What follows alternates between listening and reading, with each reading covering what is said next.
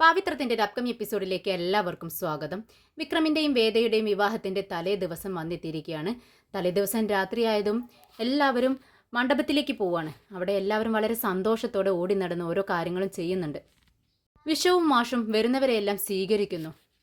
വിക്രമിനെ കണ്ടതും രാജേട്ടനും അനിയൻകുട്ടനൊക്കെ ചോദിക്കുന്നുണ്ട്, ഹേ വിക്രം, നീ വളരെ സന്തോഷത്തിലാണല്ലോ. എന്തായാലും ഞങ്ങൾക്ക് വളരെ സന്തോഷമായി.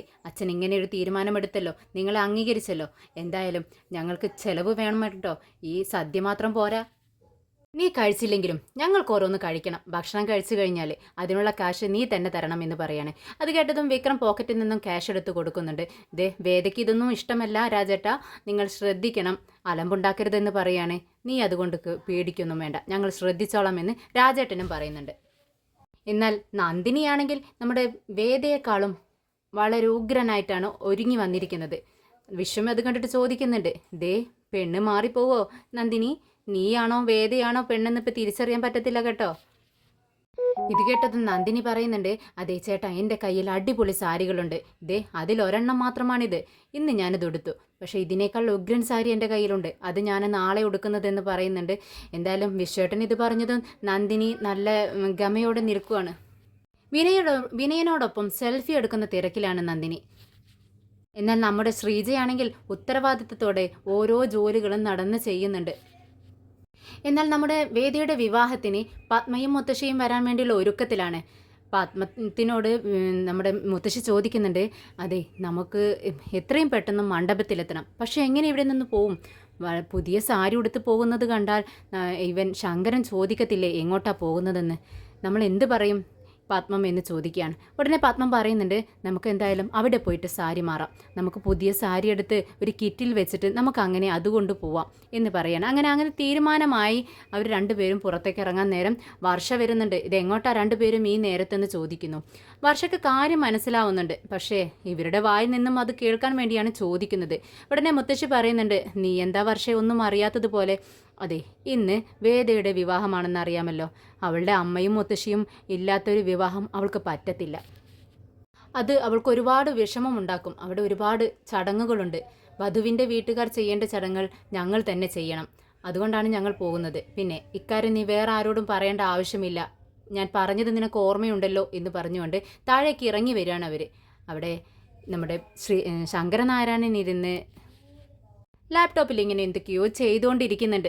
നമ്മുടെ പത്മവും മുത്തശ്ശിയും കൂടി പതിയെ അങ്ങ് പുറത്തേക്ക് ഇറങ്ങാൻ നോക്കുകയാണ്. ശങ്കരനാരായണൻ ചോദിക്കുന്നുണ്ട്, എങ്ങോട്ടാ നിങ്ങൾ?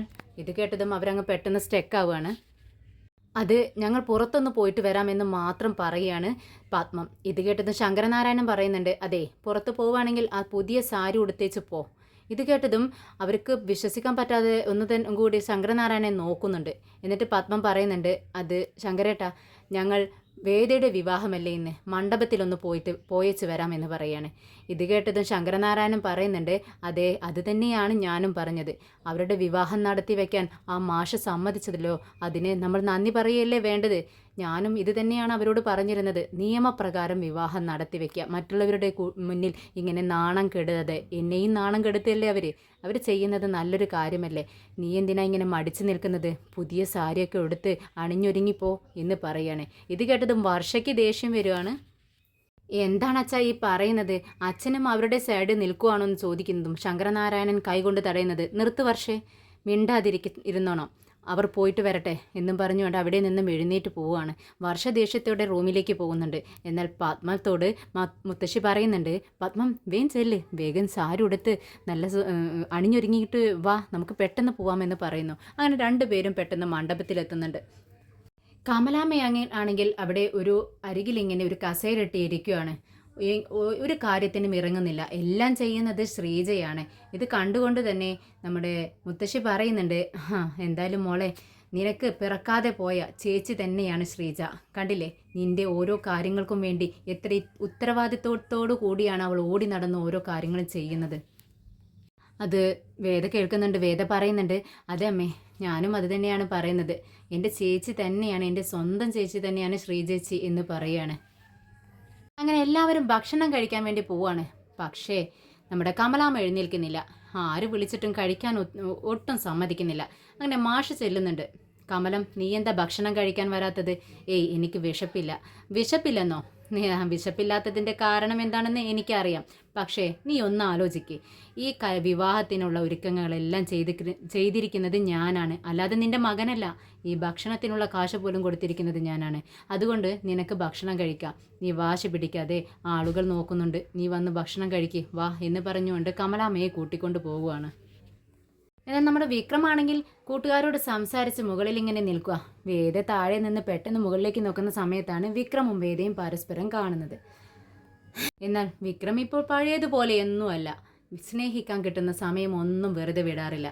പഴയതുപോലെ അല്ലാത്തത് കൊണ്ട് തന്നെ വിക്രം ഇങ്ങനെ വേദയെ കണ്ടതും അവർക്ക് മാത്രം തിരിച്ചറിയാൻ പറ്റുന്ന ഭാഷയിൽ ഇങ്ങനെ സംസാരിച്ചുകൊണ്ടിരിക്കുക. കണ്ണുകൊണ്ടും കാതുകൊണ്ടും എന്നൊക്കെ പറയുന്നത് പോലെ ചിരിച്ചുകൊണ്ടൊക്കെ ഇങ്ങനെ നിൽക്കുവാണ്.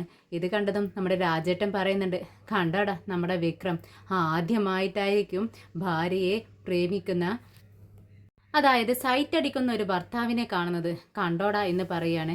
വിക്രം പറയുന്നുണ്ട്, ഒന്ന് കളിയാക്കാതെ പോട്ട് ചേട്ടാ എന്ന് പറയാട്ടോ. എല്ലാവരും പറയുന്നുണ്ട്. ഇത് പറഞ്ഞ് ചിരിക്കുകയാണ്. പെട്ടെന്നാണ് ബോട്ടിലുമായിട്ട് ആളുകൾ വരുന്നത്. അവിടെ വെച്ചേക്കെന്ന് പറഞ്ഞ് അവർ ക്യാഷ് കൊടുക്കുന്നുണ്ട്. വേദ ഇത് കാണുന്നുണ്ട് താഴെ നിന്നും. വേദ പെട്ടെന്ന് മുകളിലേക്ക് കയറി ചെല്ലാണ്. എന്താ രാജാട്ടാ ഇത്, പതിവില്ലാത്തൊരു ശീലങ്ങളൊക്കെ എന്ന് ചോദിക്കുമ്പോൾ പെട്ടെന്ന് അകതങ്ങ് എടുത്ത് പിറകിലേക്ക് വെക്കുകയാണ് രാജേട്ടൻ. എന്നിട്ട് പറയുന്നുണ്ട്, അതെ നീ നിൻ്റെ ഭർത്താവിനെ കാര്യങ്ങൾ നോക്ക്, ഞങ്ങളുടെ കാര്യങ്ങൾ നോക്കണ്ട. അവൻ കുടിക്കത്തില്ല, നീ കുടിക്കരുതെന്നല്ലേ പറഞ്ഞിരിക്കുന്നത്, അതുകൊണ്ട് ഞങ്ങൾ നിർബന്ധിക്കത്തില്ല. കിടക്കുന്നു നിന്റെ ഭർത്താവ്, അവനെ കുടിക്കുകയെ കുടിക്കാതിരിക്കുകയെ തല്ലിയെ കൊല്ലിയെ എന്ത് വേണമെങ്കിലും നിനക്ക് ചെയ്യാം. അതിനുള്ള ലൈസൻസൊക്കെ നിനക്ക് ഞങ്ങൾ തന്നിരിക്കണോ? ഇതിൽ തൊട്ട് കളിക്കരുത് കേട്ടോ എന്നും പറഞ്ഞുകൊണ്ട് ബോട്ടിലെടുത്ത് അകത്തേക്ക് വെക്കുകയാണ്. അങ്ങനെ ഭക്ഷണം കഴിഞ്ഞ് എല്ലാവരും അങ്ങനെ ഇരിക്കുന്ന സമയത്ത് വിക്രമിനെ കാണുന്നില്ല. അപ്പോൾ വിശ്വമൊക്കെ ചോദിക്കുന്നുണ്ട്, വിക്രമിനെ എവിടെ വേദ? വിക്രം അവർ ഫ്രണ്ട്സിനോടൊപ്പം മുകളിലുണ്ടെന്ന് പറയുകയാണ്. അങ്ങനെ വിക്രം ഒരു സ്നാക്സൊക്കെ കഴിച്ചുകൊണ്ടിരിക്കുന്നുണ്ട്. രാജേട്ടനും അനിയൻകുട്ടനൊക്കെ കുടിക്കുന്നുണ്ട്. വിക്രമിനോട് കഴിക്കെന്ന് പറയുമ്പോൾ വിക്രമൻ വേണ്ടെന്ന് പറഞ്ഞ് ഒഴിഞ്ഞു മാറുന്നുണ്ട്. വിക്രം ഒരു ഫോൺ കോൾ വന്നത് കൊണ്ട് തന്നെ മാറി നിന്ന് സംസാരിക്കുകയാണ്. പെട്ടെന്ന് സ്റ്റീഫൻ അങ്ങോട്ടേക്ക് വരുന്നുണ്ട്. സ്റ്റീഫൻ പറയുന്നുണ്ട്, ചേട്ടാ എനിക്ക് നിങ്ങളോടൊരു കാര്യം പറയാനുണ്ട്. സ്റ്റീഫൻ ആണെങ്കിൽ നന്നായി മദ്യപിച്ചിട്ടുണ്ട്. അതുകൊണ്ട് തന്നെ വിക്രം ഇങ്ങനെ പറയുന്നുണ്ട്, എന്താ നിനക്ക് വല്ല തെറ്റും പറ്റിയോ? നീ ആരെങ്കിലും സ്നേഹിക്കുന്നുണ്ടോ? വീട്ടിൽ വല്ല പ്രശ്നമുണ്ടോ? എന്താണെങ്കിലും പറയടാ, നീ എന്നോടല്ലേ പറയുന്നത്, നമുക്ക് സോൾവ് ചെയ്യാമെന്ന് പറയുകയാണ്. ഇത് കേട്ടതും സ്റ്റീഫൻ പറയുന്നുണ്ട്, ഇല്ല ചേട്ടാ എനിക്ക് പേഴ്സണലായിട്ട് സംസാരിക്കാനുണ്ട്, ഞാനൊരു തെറ്റ് ചെയ്തെന്ന് പറയാണ്.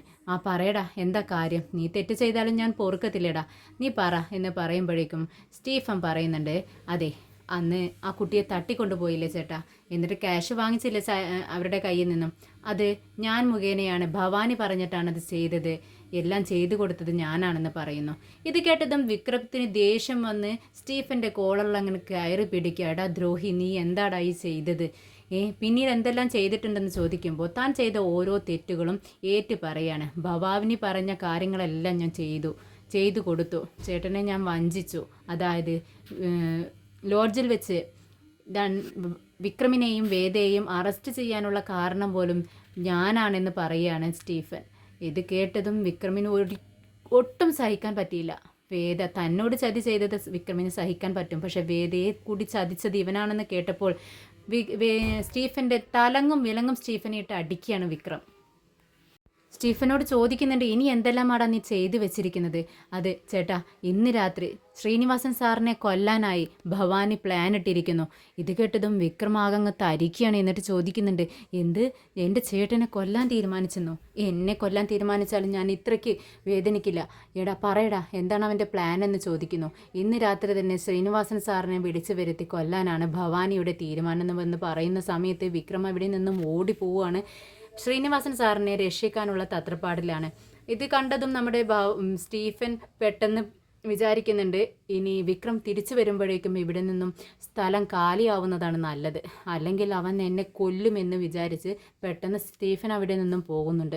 വിക്രം പെട്ടെന്ന് തന്നെ ശ്രീനിവാസൻ സാറിൻ്റെ ഫോണിലേക്ക് വിളിക്കുന്നുണ്ട്. പക്ഷേ ശ്രീനിവാസൻ സാറ് എടുക്കുന്നില്ല.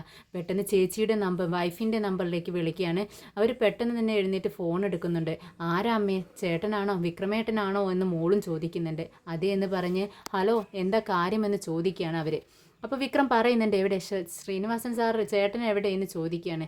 അവർ പറയുന്നുണ്ട് ഭവാനി എന്തോ കാര്യം പറയാനുണ്ടെന്ന് പറഞ്ഞ് പുറത്തേക്ക് വിളിപ്പിച്ചിരിക്കുന്നു. ഇവിടെ അടുത്ത് തന്നെയാണ് ഒരു ബിൽഡിംഗ് ഏതാണെന്നും അവർ പറഞ്ഞു കൊടുക്കുന്നുണ്ട്. അങ്ങനെ വിക്രം ശരി ചേച്ചി വെച്ചേക്കെന്ന് പറയുന്നു. വിക്രം അങ്ങനെ പെട്ടെന്ന് തന്നെ അവിടെ മണ്ഡപത്തിൽ നിന്നും പുറത്തേക്ക് ഇറങ്ങി പോവാണ്. ഇത് ആരും തന്നെ കാണുന്നില്ല. മണ്ഡപത്തിലെല്ലാവരും ചെറുക്കൻ എവിടെ എന്ന് ചോദിച്ചുകൊണ്ട് അന്വേഷിക്കുകയാണ്. വിശ്വവും തിരഞ്ഞു നടക്കുന്നുണ്ട്. വേദയുടെ അടുത്തെത്തുന്നുണ്ട്. വേദേ എവിടെ നിന്റെ വിക്രം? അവനെ കാണുന്നില്ലല്ലോ. എല്ലാവരും അന്വേഷിക്കുന്നു. നേരെ ഇത്രയും ആയില്ലേ, അവനിത് എവിടെ പോയി എന്ന് ചോദിക്കുമ്പോൾ വേദ പറയുന്നുണ്ട്, ഞാൻ ഇത്രയും തവണ വിളിക്കുമായിരുന്നു ചേട്ടാ, എൻ്റെ ഫോൺ കോൾ അറ്റൻഡ് ചെയ്യുന്നില്ല, ദേ ഇപ്പോൾ സ്വിച്ച് ഓഫ് ആക്കി വെച്ചിരിക്കുന്നു, ഞാൻ ആകെ ടെൻഷൻ അടിച്ചിരിക്കുകയാണെന്ന് വേദയും പറയുന്നുണ്ട്. അങ്ങനെ വിക്രം ശ്രീനിവാസൻ സാറിനെയും അന്വേഷിച്ചു കൊണ്ട് പോകുന്നുണ്ട്. എന്നാൽ ശ്രീനിവാസൻ സാറ് പെട്ടെന്ന് ഗുണ്ടകളുടെ ഇടയിലേക്കാണ് എത്തിപ്പെടുന്നത്. അവർ തമ്മിൽ നല്ല അടിപിടിയാവുന്നുണ്ട്. ശ്രീനിവാസൻ സാറ് എന്തായാലും അവരെ എല്ലാം അടിച്ചിടുന്നുണ്ട്. ഗുണ്ടകളെല്ലാം ശ്രീനിവാസൻ സാറിനെ പേടിച്ചുകൊണ്ട് രക്ഷപ്പെടുകയാണ്. കാറിൽ കയറിയിരുന്നതും നമ്മുടെ ഭവാനി ശ്രീനിവാസൻ സാറിനെ വിളിക്കുകയാണ്. അപ്പോഴേക്കും വിക്രമിൻ്റെ കോള് കാണുകയാണ്. ശ്രീനിവാസൻ സാർ ആദ്യം വിക്രമിൻ്റെ കോൾ എടുക്കുന്നുണ്ട്. എന്നിട്ട് പറയുന്നുണ്ട്, ചേട്ടൻ എവിടെയാണെന്ന് വിക്രം വളരെ ആകാംക്ഷയോടെ ചോദിക്കുകയാണ്. അപ്പം ഞാനിതാ ഇവിടെയുണ്ട്, കുറച്ച് ഗുണ്ടകൾ ചേർന്ന് എന്നെ അടിക്കാൻ വന്നു വിക്രം. എനിക്ക് മനസ്സിലായി, അതുകൊണ്ടാണ് ഞാനിപ്പോൾ വിളിച്ചതെന്ന് വിക്രം പറയുകയാണ്. അത് ഭവാനിയുടെ ആളുകളാണെന്നാണ് വിക്രം ധരിച്ചു വെച്ചിരിക്കുന്നത്.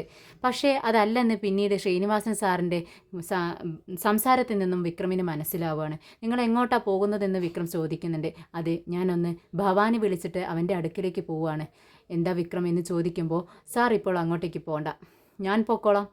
എന്താ പല സ്ഥലങ്ങളിലേക്കും നിങ്ങൾ പോകേണ്ട സ്ഥലത്തേക്ക് ഞാൻ പോയിട്ടില്ലേ, എന്താ പറ്റത്തില്ലേന്ന് ചോദിക്കുകയാണ്. അതിനെന്താടാ നീ പൊക്കോ, എന്തായാലും എനിക്ക് ഭയങ്കര ക്ഷീണമുണ്ട്, ഞാൻ ചെന്ന് കിടന്നൊന്ന് ഉറങ്ങട്ടെ, നീ ചെന്നിട്ട് പോയിട്ട് വായോ, വല്ല പ്രശ്നമുണ്ടാവുകടാ, ഭവാനിയുമായി നീ വഴക്കു കൂടുമെന്ന് ചോദിക്കുന്നുണ്ട്.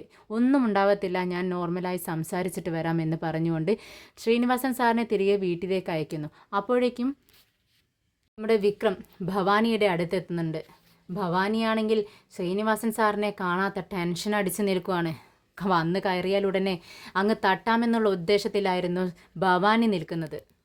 എന്നാൽ ശ്രീനിവാസൻ സാറിൻ്റെ സ്ഥാനത്ത് വിക്രം വന്ന് നിൽക്കുന്നത് കണ്ടപ്പോൾ ഭവാനിക്ക് ദേഷ്യം വരുവാണ്. ഇത്തവണയും അയാൾ തന്നെ തെറ്റിദ്ധരിപ്പിച്ചിട്ട് പോയല്ലോ, തനിക്കുള്ളൊരു ചാൻസ് വീണ്ടും നഷ്ടപ്പെട്ടല്ലോ എന്നുള്ള ഖേദത്തിലാണ് അവൻ നിൽക്കുന്നത്. വിക്രമിനെ കണ്ടതും പൊട്ടിച്ചിരിക്കുകയാണ്.